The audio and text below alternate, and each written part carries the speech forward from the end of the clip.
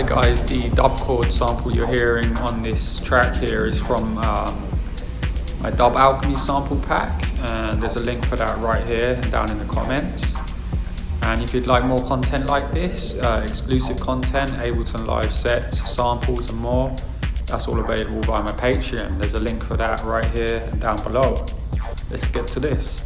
Hi guys, so I wanted to take a look at techno rumble kicks.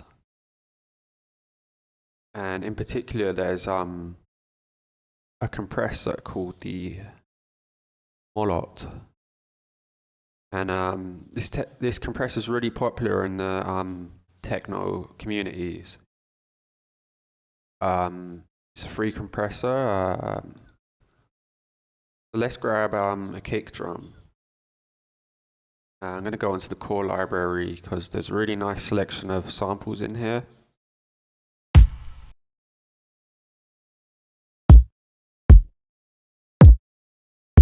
Maybe this kick 90's. So the thing is with rumble kicks,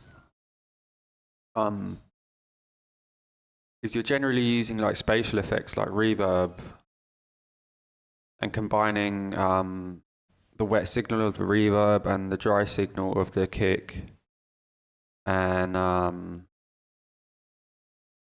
maybe side chaining the wet one to the dry one. But in this instance, I'm just going to start out with a reverb like 100% wet. And my thinking is like reverb reacts really well to compression. So what I want to do is just compress a reverb really heavily. So let's turn the size down. And take a listen to how that sounds. I just program in kick drum here.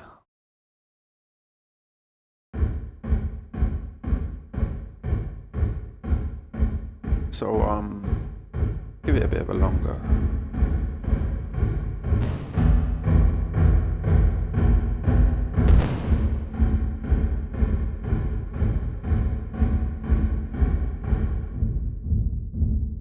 So I rolled off like all the top end down to around 200 Hertz via the input processing, okay?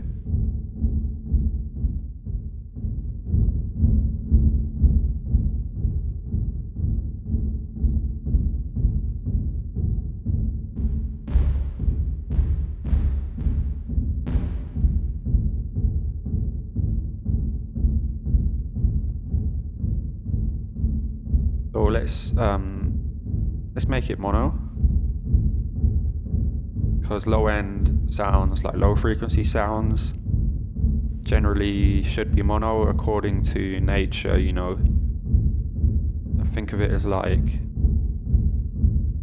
high frequency sounds are usually near you and up and around your head and spatially panned out, and clearly pick the direction where they're coming from. But low frequency sounds may be coming from the distance, like distant industrial work or something like that. Generally mono, and it generally sounds more compressed.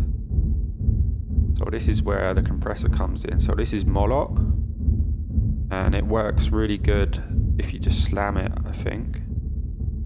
So I'll turn the threshold right down, and let's turn the makeup up.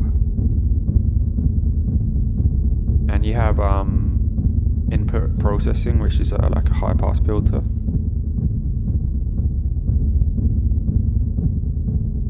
Turn that off, and you got the two modes, alpha and sigma.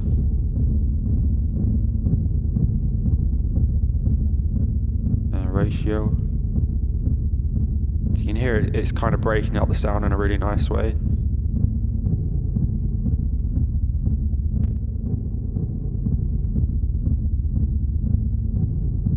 Have a limiter on there.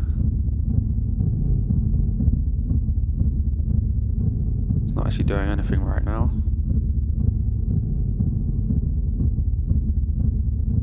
We have our compressed reverb.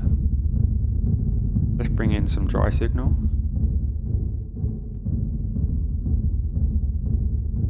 We got like basically parallel compression going on there. And let's bypass it. Yeah, I really like what that's doing. So let's group that to an instrument rack and introduce the dry chain here by putting another chain. Now it could still be good to maybe side chain this wet chain a little bit to the dry one. So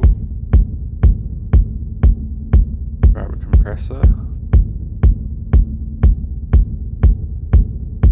side chain, and come from, let's just label this the dry chain.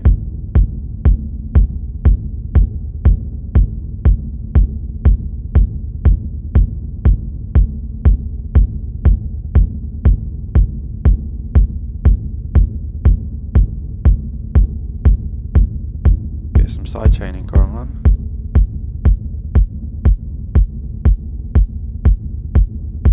Now what we're side chaining it, I'd quite like to just turn that chain down.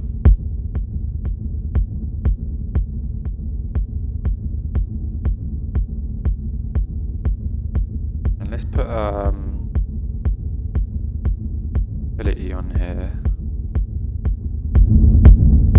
just to turn things up. So I now want to put an EQ on this wet chain.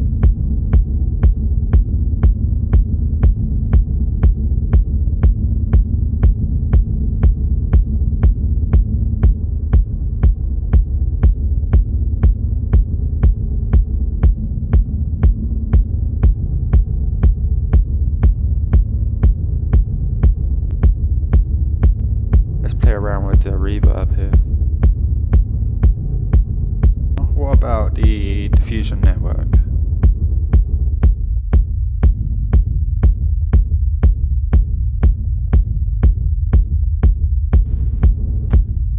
Yeah, that cleans up the signal quite a bit. Let's try another kick. Grab another one and throw it on here. A lot of this comes down to which kick you choose in the first place. That's working pretty nicely.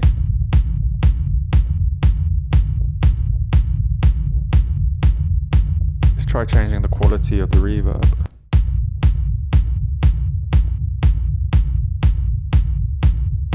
And roll off the high end.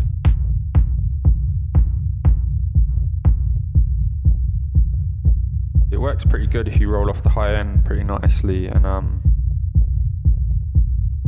could put another saturator on the end of the chain here, just to add harmonics back in. Remove the top end. In fact, let's try a tube distortion. Ableton has a dynamic tube plugin.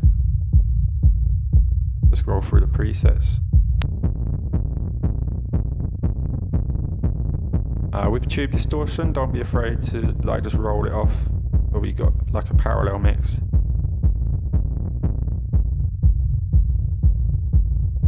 Tube distortion works great for impact sounds, making things sound like they're breaking through the speakers. So kind of an intense effect.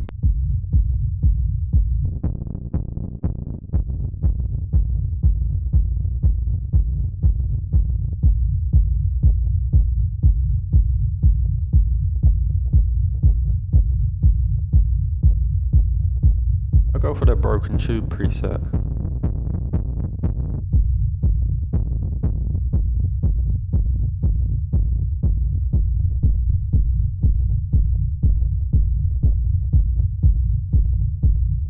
I really like what that's doing.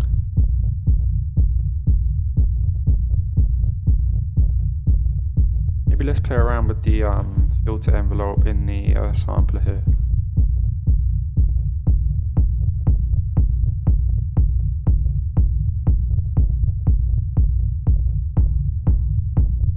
Yeah, I like what that does, adds a bit more punch.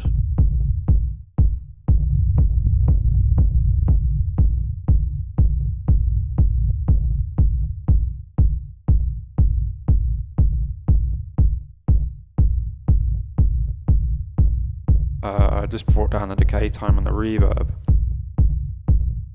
depending on the context of your track.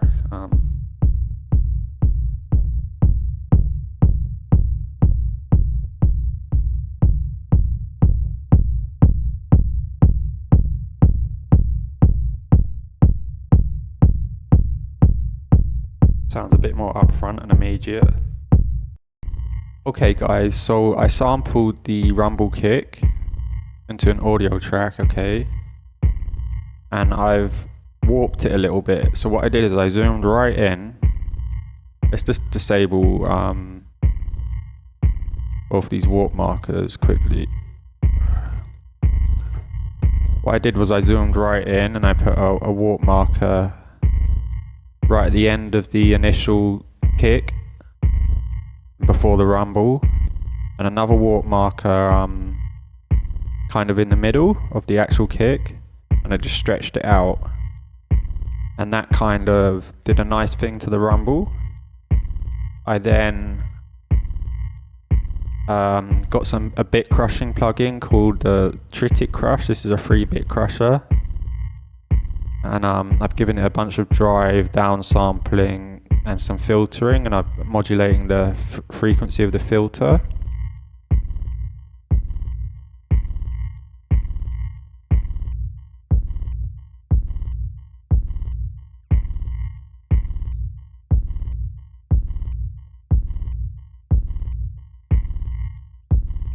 So yeah, I'm modulating the down sample too, and now I want to sample that into a new track here. So getting the input to come from the free audio.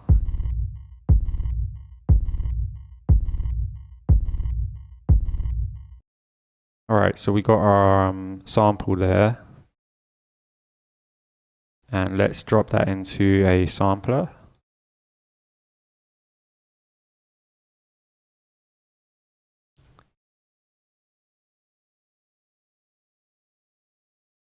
And I'm just going to zoom right in so we get the start of the sample here. And let's program in some drums.